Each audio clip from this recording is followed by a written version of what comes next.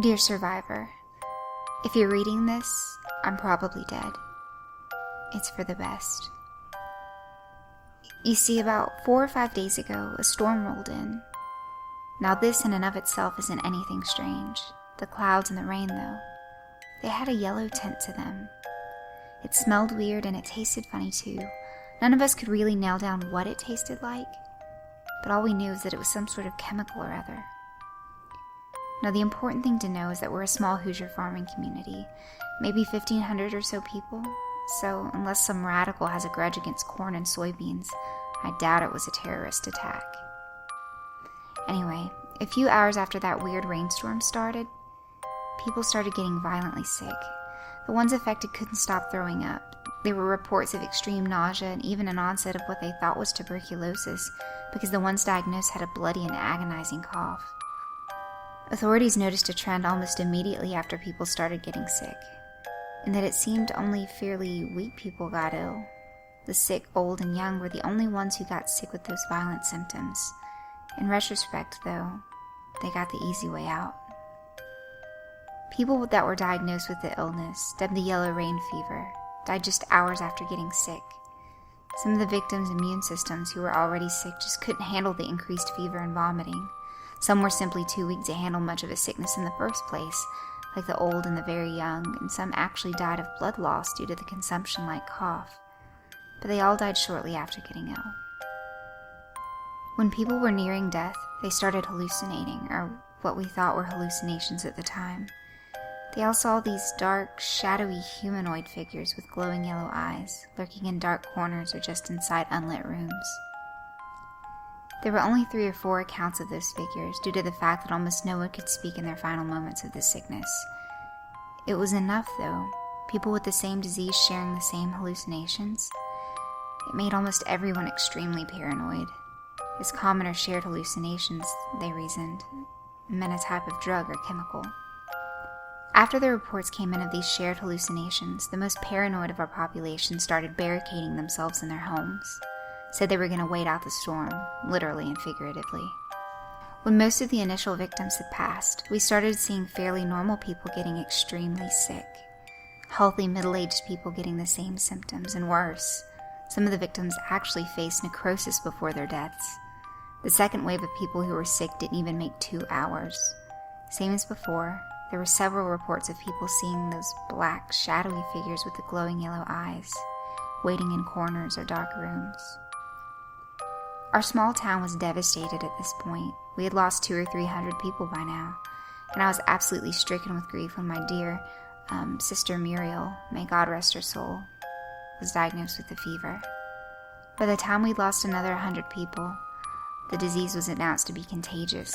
We were quarantined by the CDC, and government agents were coming in to check out the town, decked in airtight radiation suits. Said they were going to try to find the cause of the storm. Not even an hour after the agents came in, they evacuated. The thing is, though, there was no story about this on the news. I don't know what those CDC guys did, but apparently no one was able to contact the media. There was a mention of a flu epidemic in our town, and that's it. My friend Mark came over to my house almost immediately after the report on the news aired. "A flu epidemic?" he yelled, absolutely enraged. "We've lost almost 500 people to this bastardized mix of symptoms of tuberculosis and food poisoning, and they say it's a damn flu?" I tried to get him to calm down, but he wouldn't have it. He said he was going to go get out of town, to try to contact the news, something, anything but staying here waiting to die. The thing is, I kind of agreed with him. I'd much rather go out fighting than sitting around and praying not to get this damned fever. There was something in my gut telling me it would be a bad idea to try and get out. I told Mark that I was going to stay here for the time being. He said fine, that if I wanted to die here as a passive waste, that was my decision. So Mark left in his truck to try to escape the quarantine. It was the last time I saw him alive. Things got progressively worse from there. First, the disease spread. There were reports of another 500 people infected. Of course, national news was worthless, but Channel 6, the local news, was running a fever watch. That's how I got most of my information. After the next wave of reported infections, symptoms got worse again. Pre-death necrosis was a symptom of almost everyone with the disease at that point, not just an unlucky few. Victims also getting extremely paranoid as their illnesses progressed. Almost all of them were scared of the same thing, of the dark, shadowy figures with yellow eyes creeping in dark areas. Our whole town was in hysterics. People who had boarded up their homes early were envied. Looting and arson was widespread. Our town was a chaotic symphony of anarchy. As the disease spread, nearly 700 people had succumbed to the fever. There were some really minor details that unnerved the living hell out of me, like how the infected started saying the figures were getting closer, not just lurking in pitch-black areas anymore. I was mortified when Muriel, who had only a slight wet cough and a light temperature up till that point, started screaming about dark figures in the corners. When the local news reported our population was nearing 800, after only 9 hours after the first yellowish storm clouds rolled in, I locked myself where I am now, in our cellar. Muriel's already gone. Those damn shadow men got her, and they ripped her throat out. Those news stories were bullshit, and I know it. It was those fucking creatures that lurk in the dark that killed everyone. I know because I've seen what they can do firsthand. Muriel's lying upstairs in a puddle of her own blood because of those figures. They're watching me now, with those hungry and greedy yellow eyes. They want me. I can see the dark desires, the urge to feed in their eyes when they stare at me. They're sitting in the corners, where the light doesn't reach, waiting for me to make one wrong move, to turn my back or fall asleep. Well, I'll be damned if I get eaten by some godforsaken monster. They think they have me. I can hear them now, their joyous whispers. They've seen my bloody cough. The beast whispers are deafening now. They know I'm growing weaker. What they don't know, however, is that I've taken a lesson from Mark. I still have the power of choice. Do I want to go out in defiance, or sitting, waiting for the inevitable? I have to remember to pray to my dad, thank him for leaving me his revolver. They're getting closer. I have a few minutes at most. They're getting closer. At least I get to end this how I want to end it, not how they want it to. Subject, forward all, addendum, situation report 37B. To all, from Administrator Page. Message. Hello, ladies and gentlemen. I'd first like to wish you all a Merry Christmas. Now, as you can all see from the attached document, Project Ion Rain was a massive success. Only 10 hours after the weapon was activated, our city of choice was almost completely eradicated, with initial reports saying that 95% of the population died due to disease, 4% are clinically insane, and 1% having committed suicide, as you can see from the document above. Yes, I know, there are ethical issues involved in this. Why test Ion Rain on our own citizens? First off, the equipment involved to actually produce the deadly toxins from seemingly thin air are not carried around or smuggled easily, and it takes weeks of preparation. We simply don't have the resources to smuggle this project into an enemy country and keep the thing hidden. And the way I figure this situation, the President agrees with me on this one, is that if we can blame this incident on a terrorist attack, we'll have the backing of the public to invade whoever we decide to blame. Well, see you all on Monday. Have a nice weekend. Sincerely, Paige, Administrator of the Central Intelligence Agency.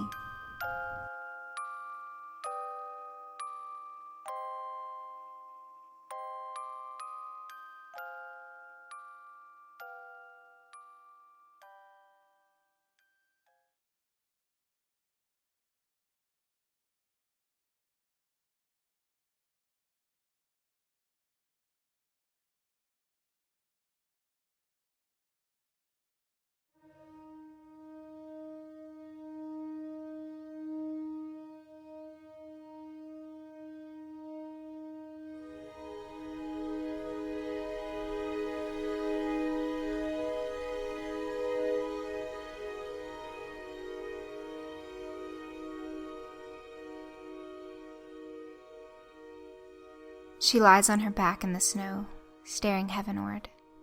The sky is a vast white eternity, stretching endlessly above. And for a moment, she feels she is falling, let loose from the tyranny of gravity and tumbling upward into the pale abyss. Her chest rises and falls, and she watches her breath go up and dissipate into the ether. Her outstretched arms form small cotton-gloved fists at their terminus, and they rake the snow as she brings them to her body. She's in a sparse winter forest, trees all around her, naked now in the cold, vulnerable. It occurs to her that she's in the middle of a great arboreal graveyard, where the headstones rake the sky with fingers blackened by rigor mortis. A gentle breeze blows freezing powder across her face, and she sucks in a sharp breath through clenched white teeth. The fine snow settles on her eyelashes, and she focuses on it, the sky blurring now as she tries to pick out the minute framework of the individual flakes. They are too small. They melt now and disappear onto her cheeks as she blinks them away. Her weakening heartbeat thunders in her reddened ears. The forest so quiet around her that the breeze becomes a hurricane wind, shrieking through the trees' twisted cadavers. It occurs to her that this is also her grave. Frozen ground, insulated from the heat of a hidden sun by so many layers of isolation. The white veil of a cloud, the thin shelter of dead trees, the 18 inches of snow and packed ice cradling her body. She begins to feel slow, rhythmic vibrations shudder through the earth beneath her, like the footsteps of a deliberate giant. They feel distant at first, but they are advancing. In a moment of crystal clarity, she realizes she is dying. She is terrified, but her cooled body is reluctant to feel the fear with her. Adrenaline tries to shoot through the hardening tunnels of her veins, and fails. She begins thinking of all the things she'll never do again. Banal things like brushing her teeth or drinking a glass of water. She tries to weep, and the tears freeze on her face. The air won't let her pity herself. The vibrations are stronger now. Her body quakes to their echo. She closes her eyes and tries to comprehend her end. There's no escape in her mind. She begins to feel that floating sensation again, and behind her closed lids, she begins to forget things. Memories crust over with a thin rind of white frost.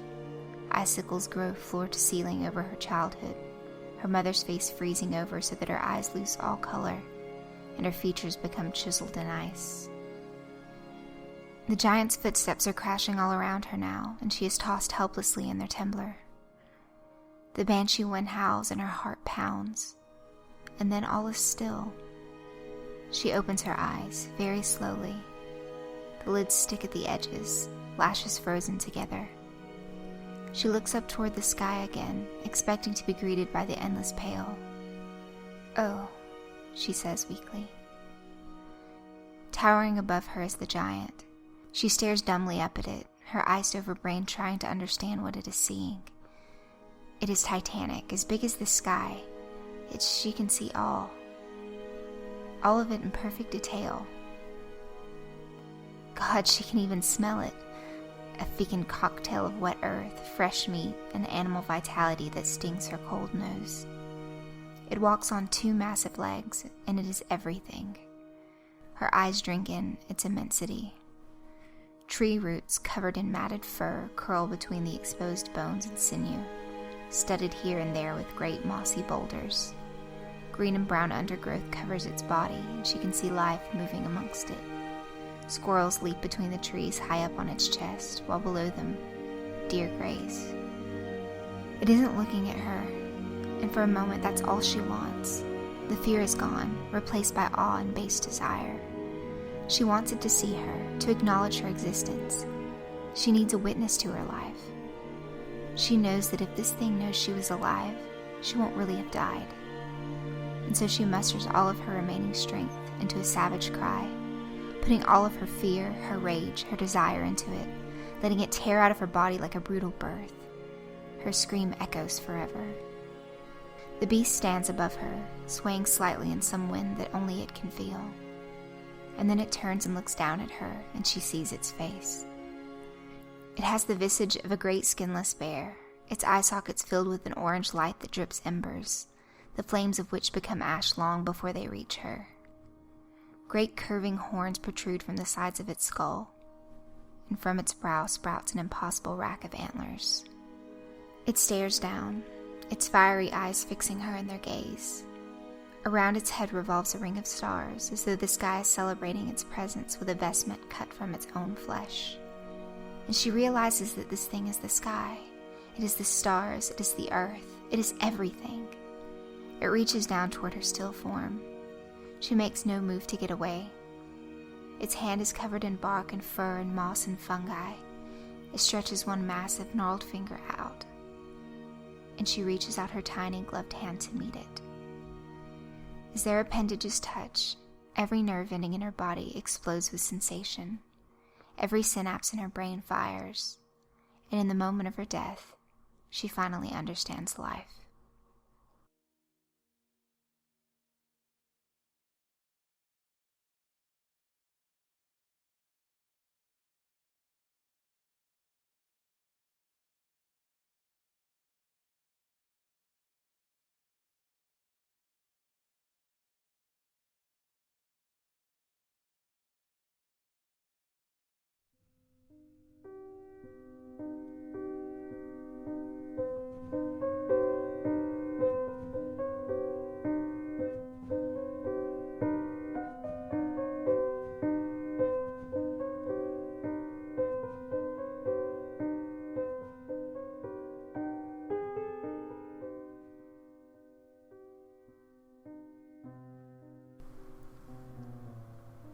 Tornado sirens sung their tune all throughout town.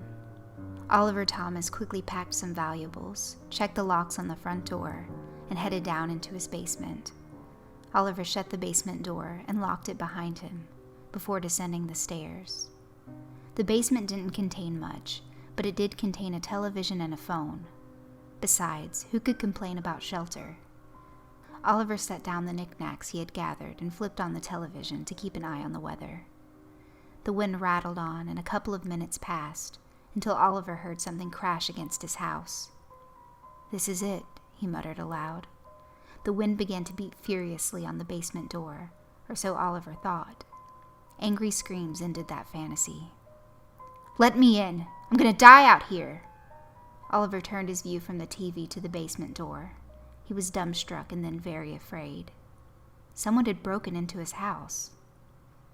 "I know you're in there. I can hear the TV," continued the malevolent male voice, which proceeded to grow more disturbing. Oliver sat in silence, partially because he was frozen in terror, and partially because he figured the invader would go away if ignored. It worked. The screaming ceased, and the wind was all that could be heard. At least, that was the case, until the door began to splinter, as a nicely sized knife stabbed into it repeatedly. "You should have let me in! Now I'm gonna flay you!" Oliver stood up and began frantically searching the basement for anything that could be used to cause even a small degree of harm. Oliver reluctantly decided to use his bowling trophy, on the grounds that it was long and could hopefully be used to bat away the assailant's knife. The psychopath had hacked a decent-sized hole in the door and stuck his face in to look around. Oliver noted the man's face. It was rather plain, with black, greasy hair and a twisted smile being the only remarkable features. "Time to tango," bellowed the man, right before removing his head from the door and continuing to slash at it. Oliver gripped the trophy tight and then set it down as he picked up the phone and began dialing 911. As the line began to ring, the power went out, stranding Oliver in darkness. Oliver picked up the trophy and backed up into a corner, refusing to take his eyes off of the door.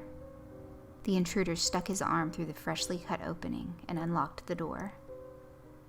"I'm going to enjoy our time together," he said calmly as he opened the basement door. The intruder moved his right leg forward and was gone, carried away by the tornado.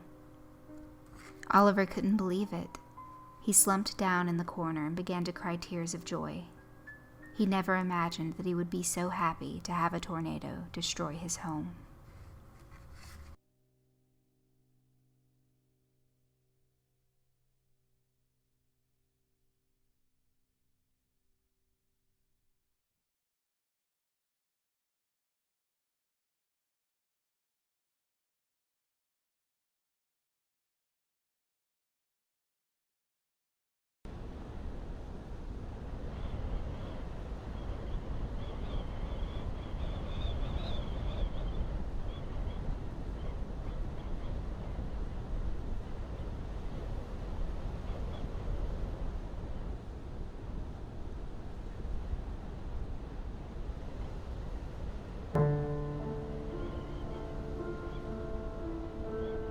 The wind had fooled us.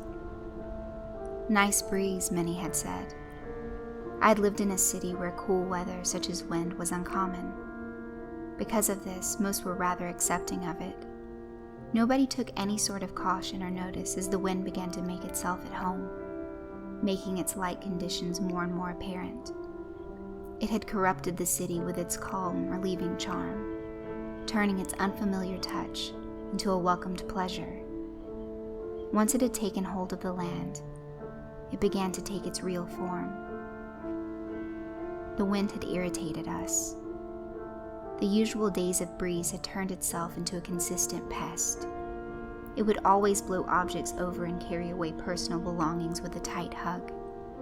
It was nothing dangerous or harmful, but there were moments when many began to question its place, becoming more of an unwelcome visitor.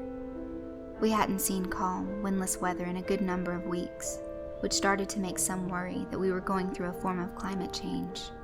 Those who studied the wind's accumulation urged everybody not to worry, that this was most likely a series of small storms that will pass soon.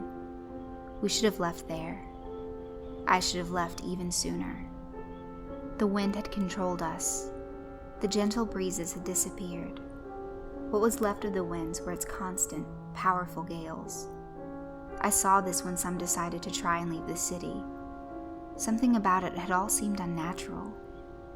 The gusts and gales seemed too inconsistent, as if it were more of a conscious spirit than just heavy, chaotic weather.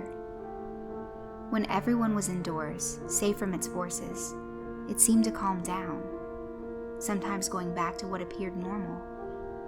The moment when one would try to get out of town, the wind had returned, with power great enough to sometimes blow vehicles off the road. This kept many in fear. Weather channels and reporters urged everyone to stay in shelter, as it was beginning to look more like a hurricane of sorts. It still didn't seem right, even for a severe storm. The wind had scared us. The fear of the wind began with the experience of one man. He had weighed his car down, confident that it could resist the forces of the wind and make it out of the city safely. When all seemed to be calm, not a single breeze in the air, he ran for his vehicle. Before he could even reach the door, the wind had returned. It didn't blow him away. It more so began to cut his skin, as if one had dragged lines of blades across his arms, legs, and face. He managed to make it back indoors before his injuries got too serious. This was mentioned on the final news broadcast in the city, and then we had lost power. I got a message on the phone saying that rescue teams were on the way, that we would be saved soon, as long as we stayed indoors. I wish that had been true. The wind had mutilated us. My mind and memory are scarred. I had nightmares from what I saw the next few days. I wasn't even sure if I could call it wind anymore. Many ran outside, believing it had vanished, only for it to return when they were left defenseless. It cut them to the bone. The wind didn't immediately disintegrate its victims, but instead killed them slowly. I watched as others attempted to run to shelter, as their clothes, then skin, then muscles were stripped away from them for as long as a minute. Every last piece of flesh was ripped from their bones, until nothing was left but a bloodied, dark red skeleton. I couldn't bear to watch their suffering anymore. I boarded my windows at that point, but I still heard the screams that would come and go at intervals for days and nights. The wind had destroyed us. I had resorted to hiding, occasionally peeking outside through a slit in my boarded windows. I don't know if there were any others left in the city to look for. After others finally stopped trying to run, the wind had started to look for us. This sounds crazy, but I actually felt that it was a sort of living being at that point. It began to make its way into homes and buildings. It would find one looking outside into the calm streets, and then it would move in, shattering the windows and cutting its victims like a knife. Since I had stopped looking out my windows, I don't think it ever saw me, but the screams of others had gone silent. The wind had left us. I had run out of options. I was running out of water and food, and wasn't sure if rescue was coming at all, or if it had been destroyed a while ago. I decided I was going to just step outside and let the forces of the wind take me, as death was going to be eventual. As I opened my door and stepped outside, I was greeted with an alarming calmness. Outside was silent, and I didn't feel so much as a breeze on my skin. I wasn't sure if the forces were toying with me or not, so I walked the ruined streets for a while. The streets were lined with broken glass, toppled cars, and scraped bones and skulls. There were sections of walls that were completely painted with blood, almost in an organized manner. After almost an hour of no activity, no signs that the winds were still there, it seemed to me that it had vanished. It had assailed the city completely, only to leave after I heard everyone silenced. Crazy as it may be, I have only one speculation as to what could have transpired. The wind was, in some strange, twisted way, something living. It had come to my city with only the intent to massacre, and had killed off every individual it could find. It never found me, so I suppose that makes me the lone survivor. I'm not joyful, though. I'm terrified, more so than before, all because of a single question. If this thing is a living creature, and it's finished with its desires here, where has it gone to now?